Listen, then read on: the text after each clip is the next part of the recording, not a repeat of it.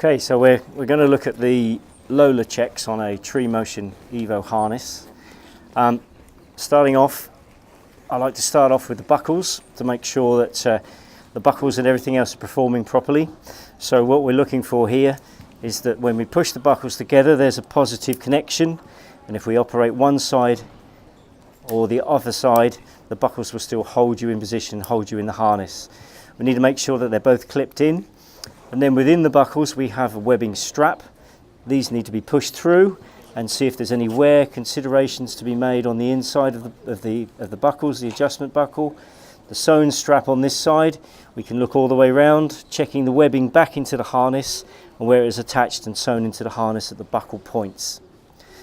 Okay, once we've moved from those buckles, I'll drop down to the legs and perform the same check on each leg buckle.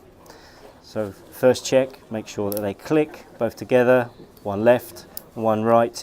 They won't undo. Check the attachment of the webbing. Push through the strap, make sure there's no internal wear to the outside or the inside of the leg, and the same with the other leg.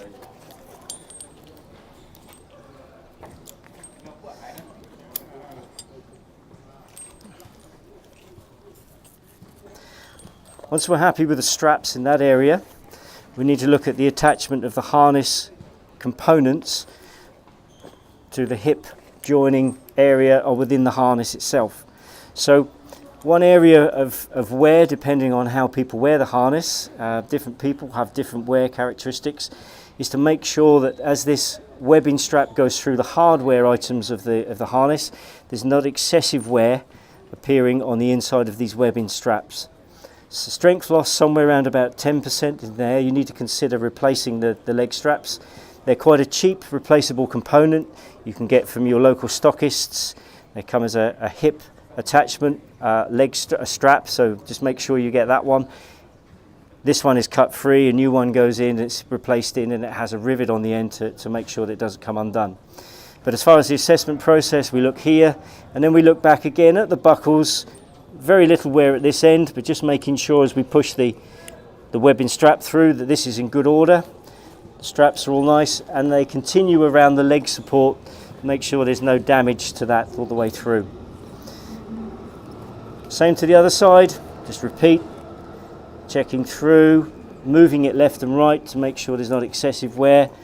Same underneath as we did on the top. The same points way through to the buckles, making sure it's all in good order.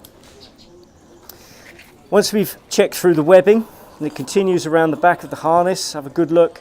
Once we've had a look at the webbing, then we need to move on to the attachment points onto the harness themselves. We have replaceable bridge on this harness, so we need to feed the rope through, and then we will have a look to make sure that the fishermans that join the two ropes together are tied correctly, so the two crosses must mate. The tail length needs to be the same. If you haven't adjusted these from new, then they will remain in place. If you need to adjust them, it's quite common to find this red thread gone. This is a manufacturing item added by them to make sure that when it leaves the factory it is tied correctly. If you've removed this, they obviously need to make sure that you've tied these knots the same way. This bridge can be shortened to make sure that it's compatible to you, but on a Lola check we're just making sure that where the hardware conflicts with the knots, that there is no excessive wear in this area looking in backwards and forwards. There's no need to undo these knots and take them apart. Then we're looking along the rope itself, peeling the rope apart. We need to see all the way around the rope to make sure the rope has got no damage all the way through. There's no nicks, no configuration problems. And checking through, we'll carry on with a rope bridge at this moment to the knots on the side. Okay.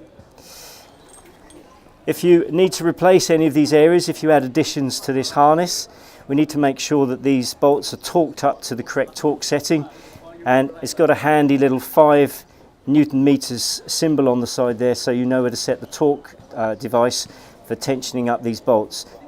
Then it's worth, just like any new device, just making sure that they're tight and they're correctly torqued up when you get them. Last, by no means least, the connector to the bridge, whether you have 1 or 2 attachments, whether it's a ring. We're looking at the ring 360 degrees. We're looking for signs of damage, whether we've accidentally caught it with a chainsaw, or we might have touched it with a handsaw. Because it runs on our textiles, it runs on our ropes, if there's a very small nick in here, it could cause excessive wear on there, so we may be able to polish that out gently as long as there's not excessive material loss on the bridge of the harness. If all those checks are complete, you need to just note down the serial number of the harness, which you can find by pulling the back support away, and you'll find an information tag in there with a serial number, all the details that you need to fill in your Lola certification and your equipment records.